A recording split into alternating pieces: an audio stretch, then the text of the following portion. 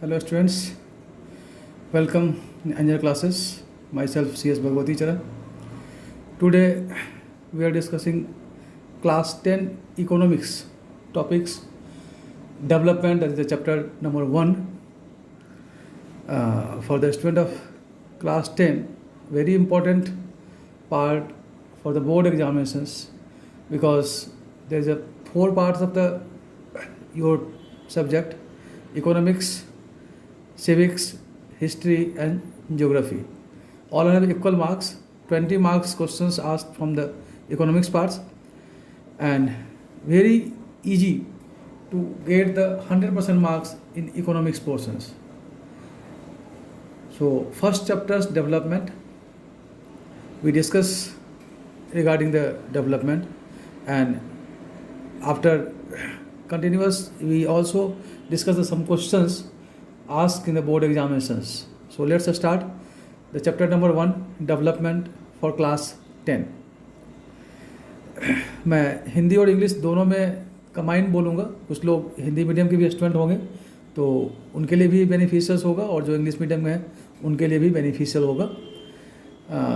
जो नोट्स आप देख रहे हैं बेसिकली राइट नाउ अभी मेरे पास इंग्लिश मीडियम में ही है, लेकिन अगर हिंदी मीडियम में चाहे जो इस स्टूडेंट को रिक्वायरमेंट होगा तो मेरे चैनल में के कमेंट बॉक्स में आप डिटेल्स लिख दीजिएगा कि क्या आपको हिंदी मीडियम में भी नोट चाहिए, तो मैं हर संभव कोशिश करूंगा कि उसको हिंदी मीडियम में कन्वर्ट करके आप लोगों को इन फ्यूचर्स प्रोवाइड करूं.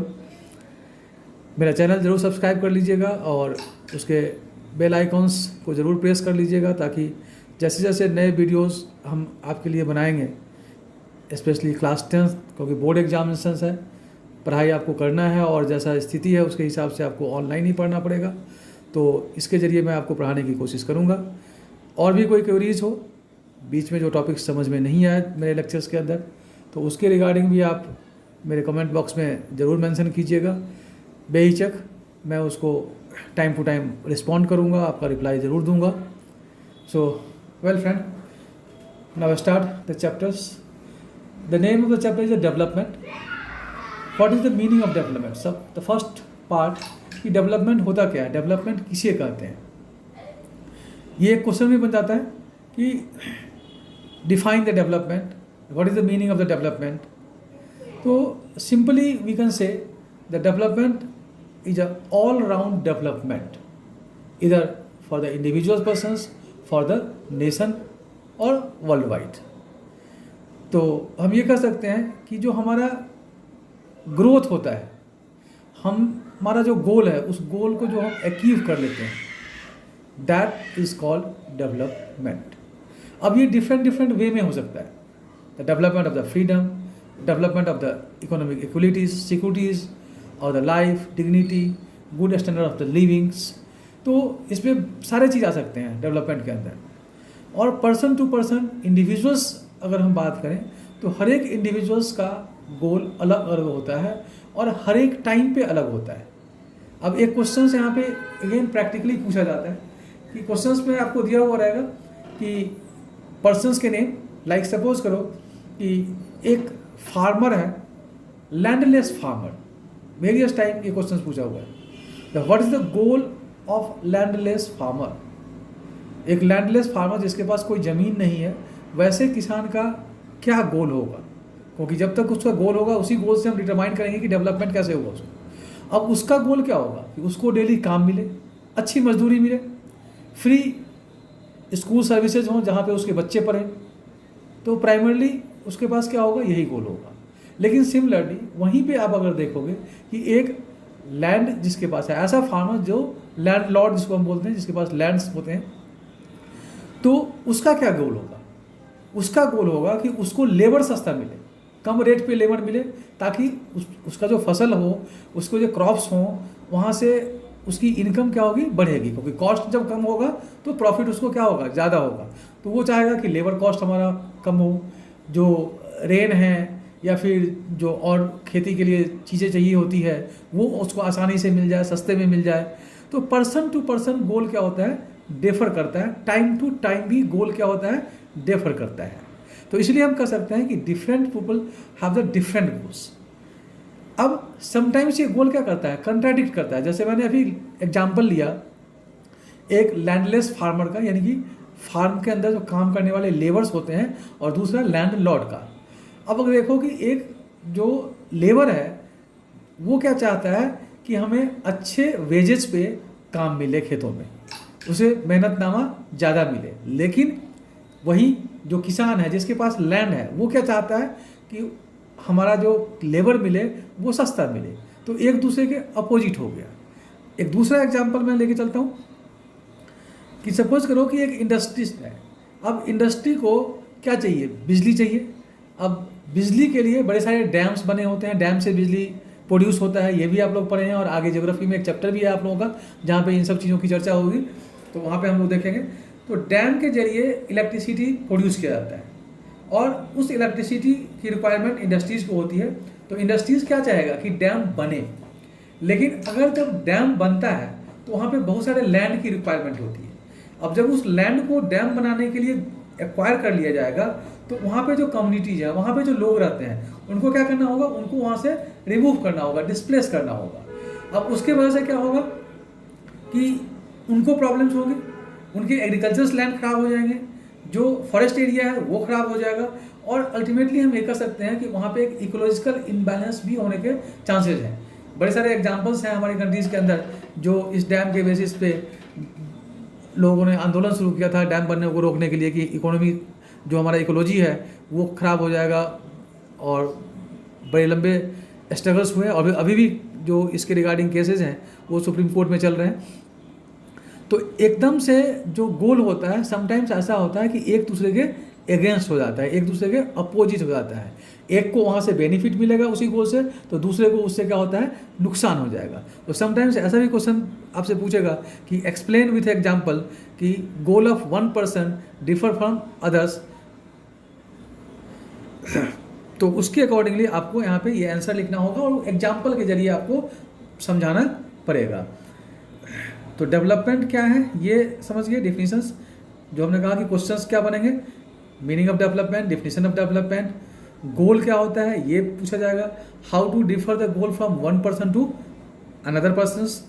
देन अब इनकम, क्या इनकम ही गोल है या इनकम के अलावा भी बड़े सारे गोल्स होते हैं।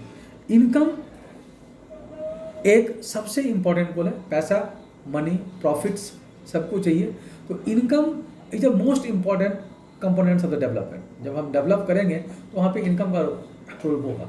आपको अच्छे पढ़ाई चाहिए, अच्छे कपड़े चाहिए, अच्छे ऑर्गेनाइजेशंस में आपको जाना है, तो इन सब चीज़ों के लिए आपको पहले पैसे चाहिए। पैसे कहाँ से आएंगे, हम अर्न करेंगे। तो इनकम बहुत बड़ा इंपॉर्टेंट रोल प्ले करता है डेवलपमेंट में, चाहे वो इंडिविजुअल डेवलपमेंट हो, सोसाइटी का डेवलपमेंट हो, या फिर किसी कंट्री का डेवलपमेंट हो, चाहे वो गुड्स के जरिए हो, चाहे वो सर्विसेज के जरिए हो। लेकिन बिसाइड दैट इनकम के अलावा भी बहुत सारे गोल्स हैं।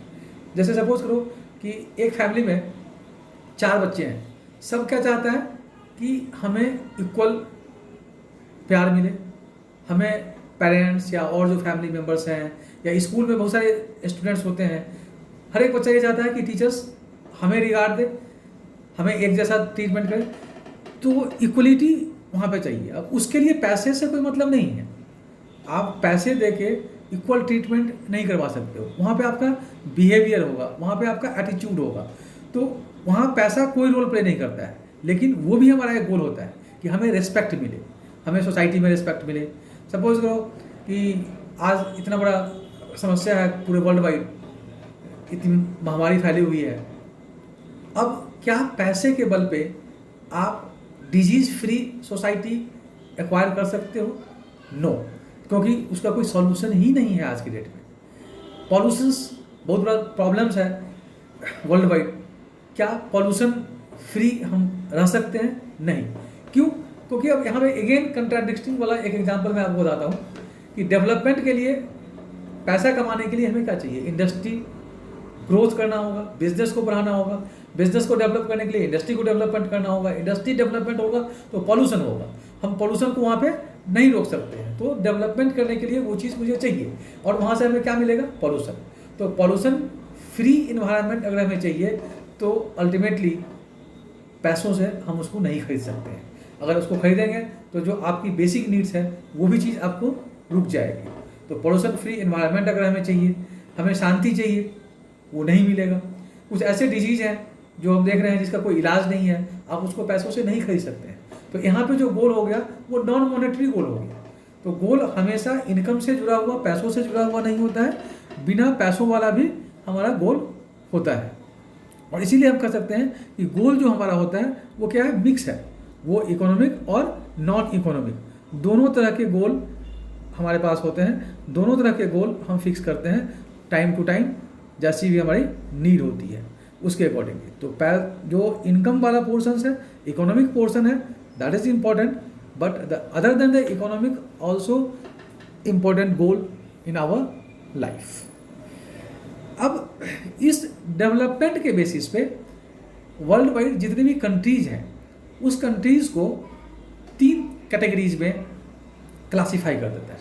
तो on the basis of the development we can classify the countries in 3 part. One is called developed country, another is called under developed country, and the third one is the developing country.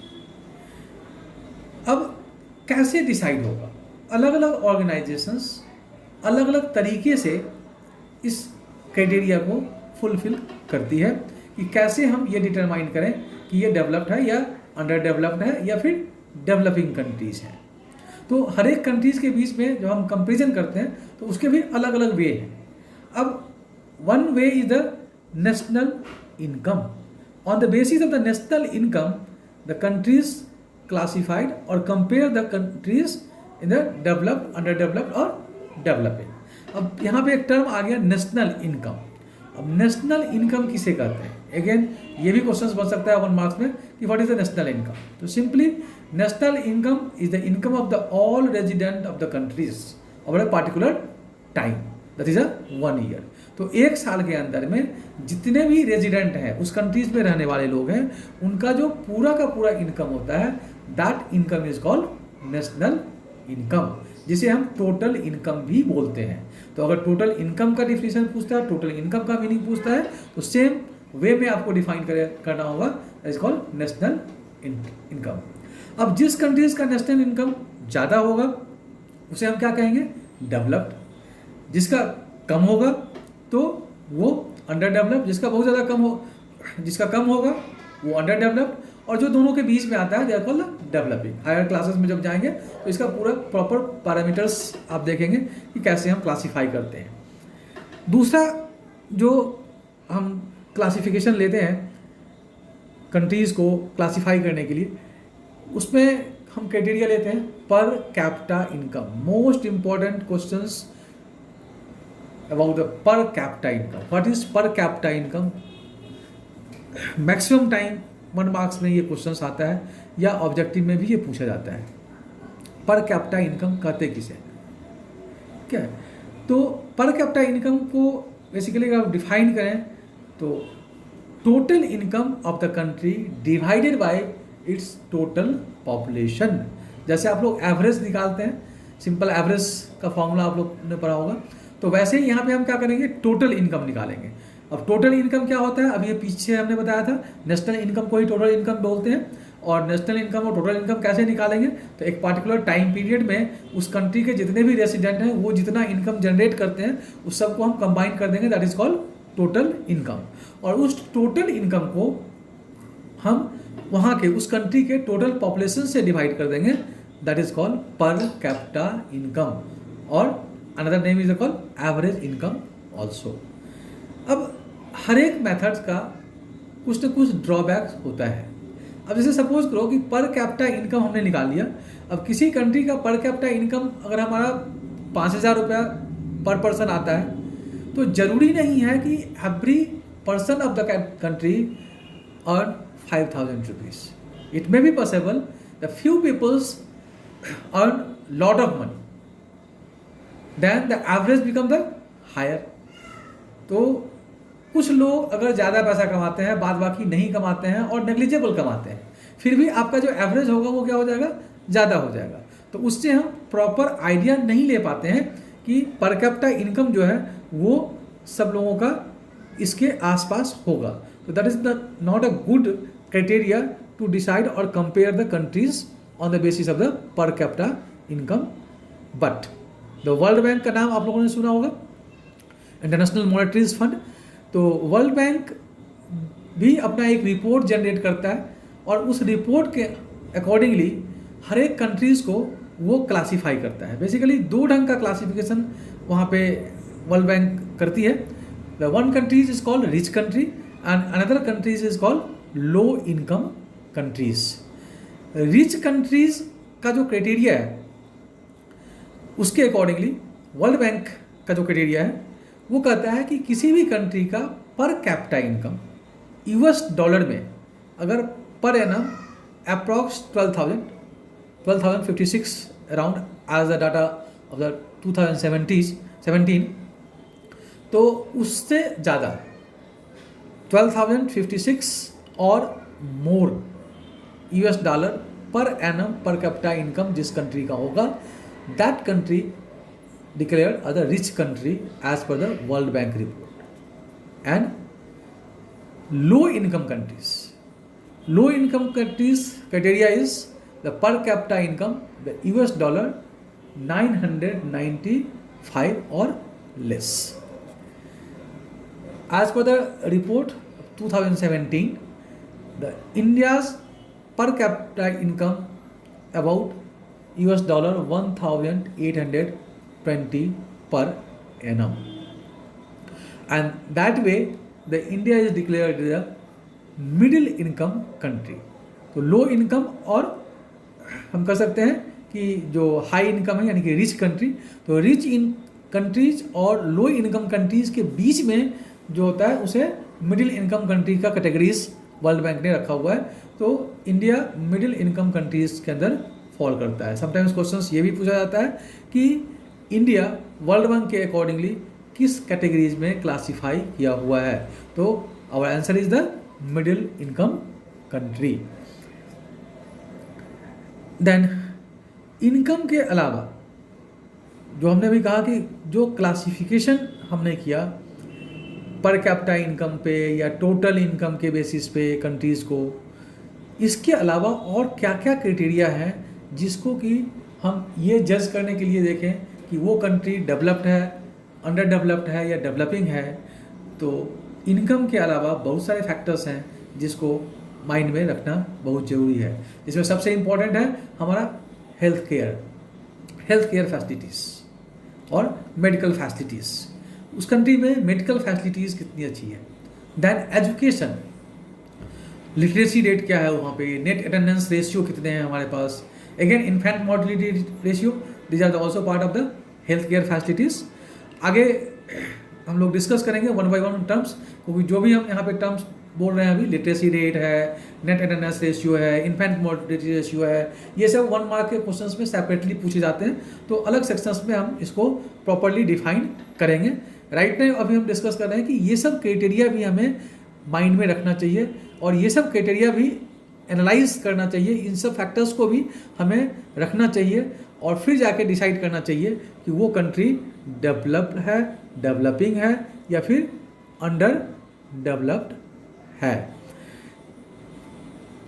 एक बड़ा important चीज़ है health facilities के अंदर ही BMI, बहुत लोग इसका नाम सुने होंगे और नहीं तो मैं बता दूं, बॉडी मास इंडेक्स। ये BMI होता क्या है? पहले BMI एक मैथमेटिकल कैलकुलेशन होता है बेसिकली, जिसके जरिए एक एडल्ट पर्सन्स के हेल्थ के बारे में हम ये डिटरमाइन कर पाते हैं कि ये अंडर नरिश्ड है या जैसे हम सिंपल वे में कहें कि ये नॉर्मल वेट का है या अंडर वेट है या ओवर वेट है। तो इन चीज़ों को फाइंड आउट करने के लिए एक मैथमेटिकल फार्मूला होता है और जिसके ज़रिए हम उसको कैलकुलेट करते हैं और that is called body mass index.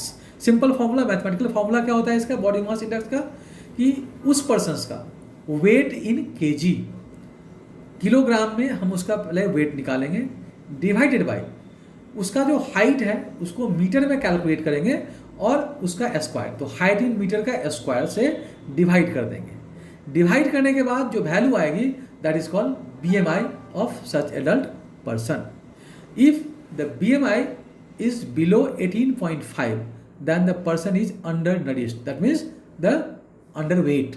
इसका मतलब है कि उसको वजन और बढ़ाना चाहिए, इनका उसका जो वजन है उसके बॉडी के अकॉर्डिंगली कम है. And if the BMI is over 25, then person is overweight. And if the BMI is the above 30, then obese. यानी कि ओवरवेट से भी, यानी कि अब वो जो है एक डिजीज होगा. Obesity is a type of the disease. जो मोटे से भी ज़्यादा मोटा हो जाए तो उसको हम बोलते हैं ओबेस. तो BMI अगर 30 और 30 से ज़्यादा हो जाता है दैट इज कॉल्ड ओवरवेट. तो ये क्वेश्चन आ सकता है कि BMI क्या है, डिफाइन कीजिए. आप सिंपली फॉर्मूला भी अगर लिख के आते हैं तो ऑलमोस्ट आपको मार्क्स मिल जाएगा. प्रैक्टिकल क्वेश्चन अभी तक पूछा नहीं गया है, but it may be possible कि आपको डाटा दे दिया जाएगा और आपको कहेगा कि आप इस डाटा के बेसिस पे कैलकुलेट BMI. तो इस फार्मूले से आप इजीली कैलकुलेट कर सकते हैं. But one important thing remember here कि ये जो फार्मूला है ये हम सिर्फ एडल्ट पर्सनस के लिए अप्लाई करते हैं. This is not applicable for the growing children. तो जो ग्रोइंग चिल्ड्रेन है उन पे ये फार्मूला एप्लीकेबल नहीं होता है. Next heading is the human development report. Again this report, जैसे हमने अभी पीछे वर्ल्ड बैंक की बात की कि वर्ल्ड बैंक रिपोर्ट बनाती है और वहाँ पे हर एक कंट्री के डेवलपमेंट स्टेटस को क्लासीफाई करती है, वैसे ही एक ऑर्गेनाइजेशन है international. That organisation is called united national development programme, UNDP. Full form भी यहाँ पे पूछा जाता है. What is the full form of UNDP और एब्रीविएशन UNDP. तो UNDP का फुल फॉर्म होता है यूनाइटेड नेशनल डेवलपमेंट प्रोग्राम. तो इस प्रोग्राम के अंदर एक रिपोर्ट तैयार किया जाता है हर एक साल और उसको हम बोलते हैं ह्यूमन डेवलपमेंट रिपोर्ट. और ये भी क्या करता है, इस रिपोर्ट के जरिए कंट्री को क्लासिफाई करता है कि ये कंट्री डेवलप्ड है या अंडर डेवलप्ड है या डेवलपिंग है एंड सो ऑन. बट जैसे वर्ल्ड बैंक ने सिर्फ और सिर्फ एक ही क्राइटेरिया लिया, दैट इज पर capita income. World bank classify the country according to the basis of the per capita income, but the UNDP taken the three important criteria or three factors to determine the countries is developed or developing or underdeveloped. The first is the living standards, that is same as the World Bank taken per capita income. Second is the health, that is the life expectancy क्या होती है उसकी. And third is the educational level और education level of the people of the country, like the literacy rate क्या है वहाँ पे, enrolment ratio क्या है एंड सो ऑन. तो जो हमारा UNDP है वो तीन चीज़ को कवर करता है और इस तीनों पैरामीटर्स को इंडेक्सिंग करता है और उस इंडेक्सिंग के बेसिस पे रिपोर्ट बनाता है और फिर डिसाइड करता है कि वो कंट्री डेवलप्ड है, अंडर डेवलप्ड है और डेवलपिंग है. लेकिन वर्ल्ड बैंक सिर्फ और सिर्फ एक ही क्राइटेरिया डिसाइड करता है और एक ही क्राइटेरिया के बेसिस पे डिसाइड करता है, that is the per capita income. Long questions, 3 marks के क्वेश्चंस में मोस्ट इंपॉर्टेंट क्वेश्चंस अगर इस चैप्टर का है, मोस्ट इंपॉर्टेंट, तो ये क्वेश्चन बनता है कि what is the difference between the criteria of world bank and UNDP. आपको क्या करना है, पहले हेडिंग में वर्ल्ड बैंक क्या क्राइटेरिया चूज करता है उसके पॉइंट को एक्सप्लेन कर देना है और देन ह्यूमन डेवलपमेंट रिपोर्ट जो बनता है, यानी कि UNDP जो रिपोर्ट बनाती है उसमें वो कौन कौन से क्राइटेरिया को लेता है उसको लिख देना है और फिर कंक्लूड कर देना है आपको कि क्या डिफरेंसेस हैं. क्योंकि वर्ल्ड बैंक सिर्फ एक ही क्राइटेरिया को एक्सेप्ट करता है जिस क्राइटेरिया को UNDP भी लेती है, लेकिन जो रिमेनिंग 2 क्राइटेरियाज UNDP एक्सेप्ट करता है वो वर्ल्ड बैंक नहीं लेता है, जो इसका डिफरेंस पॉइंट होता है. एक ऑब्जेक्टिव क्वेश्चन भी बनता है यहाँ से कि इंडिया का रैंक क्या है एज पर द UNDP और as per the human development report index और HDI. Sometimes human development index report भी लिखा हुआ मिलेगा, तो कंफ्यूज मत कीजिएगा, both are the same thing. 2018 के रिपोर्ट के हिसाब से जो इंडिया का रैंक है दैट इज द 130वां इसका स्थान है. अब क्वेश्चन ये आता है कि आप 2019 का क्यों नहीं ले रहे हैं? क्योंकि 2019 जो लेटेस्ट रिपोर्ट है वो भी पब्लिश्ड हो चुका है। आपका जो एनसीईआरटी बुक है या जो सीबीएसई के गाइडलाइंस हैं उसके अकॉर्डिंगली जो डाटा आपके बुक्स में है वही आप लेंगे। दूसरा कन्फ्यूजन्स, क्योंकि आप लोगों को पता है कि आप लोगों का जो बोर्ड का पेपर होगा उसमें 20 मार्क्स के जो क्वेश्चन है ऑब्जेक्टिव होंगे। उस ऑब्जेक्टिव क्वेश्चंस में few questions MCQ multiple choice questions. अब क्वेश्चंस ये आता है कि वहाँ पे अगर सपोज करो कि ऑप्शंस में 130 भी दिया हुआ है, 129 भी दिया हुआ है, 134 भी दिया हुआ है, और अगर देखोगे तो किसी न किसी ईयर ये रैंक इंडिया का था। अगर आप 2016 का रिपोर्ट देखोगे तो इंडिया का रैंक था 134, लेटेस्ट रिपोर्ट देखोगे तो इंडिया का रैंक हो जाएगा 128। तो अब ऐसा क्वेश्चंस नॉर्मली नहीं पूछा जाएगा। अगर ये तीनों ऑप्शंस होते हैं तो कहीं ना कहीं आपको क्वेश्चन बड़ी बारीकी से और आराम से पढ़ना होगा, क्योंकि वहाँ पे क्वेश्चंस में ज़रूर लिखा होगा कि रैंक एज पर एसडीआर और आगे ईयर। तो आप ईयर जरूर देखिएगा कि कौन से ईयर का पूछता है। अगर वो 2016 पूछेगा तो give the answer as per the 2016 report. If the year is 2018 then write the answer as per the 130। लेकिन अगर आपका 1 मार्क्स का क्वेश्चन पूछता है, एमसीक्यू नहीं है, तो वहाँ पे आप आंसर कैसे लिखोगे? अब वहाँ पे सीधे आप 130 लिख दोगे तो कंप्लीट आंसर नहीं है। आपको लिखना होगा 113 rank as per SDR 2018, 134 as per SDR 2016। तो इस ढंग से आंसर आप कंप्लीट करेंगे, एक गुड इंप्रेशन बनेगा। तो ह्यूमन डेवलपमेंट रिपोर्ट्स आपने देख लिया, तो यहाँ तक एक बार आप लोग गो थ्रू करें, देखें कि इसमें कोई डाउट्स है, कुछ समझ में नहीं आया है, मेरे कमेंट बॉक्स में ज़रूर उसको लिखिएगा। मेरे लिए वो एक अप्रिसिएशन होगा कि आप जो कमेंट कर रहे हैं मैं उसका रिप्लाई जितनी जल्दी होगा मैं कोशिश करूँगा। या आगे के वीडियोस में अगर और कोई चीज़, वीडियो की क्वालिटीज़ है, मेरा जो वे ऑफ टीचिंग है और वे ऑफ जो स्पीकिंग है उसमें अगर कुछ डाउट्स है तो वो भी आप बोलेंगे। जैसे कुछ लोग कहते हैं कि हिंदी में बोलिए, कुछ लोग कहते हैं इंग्लिश में बोलिए, तो मैं आज कोशिश किया हूँ कि हिंदी और इंग्लिश दोनों वाले को सेटिस्फाइड करूँ। तो मेरे ख्याल से आप लोग सेटिस्फाइड हुए होंगे।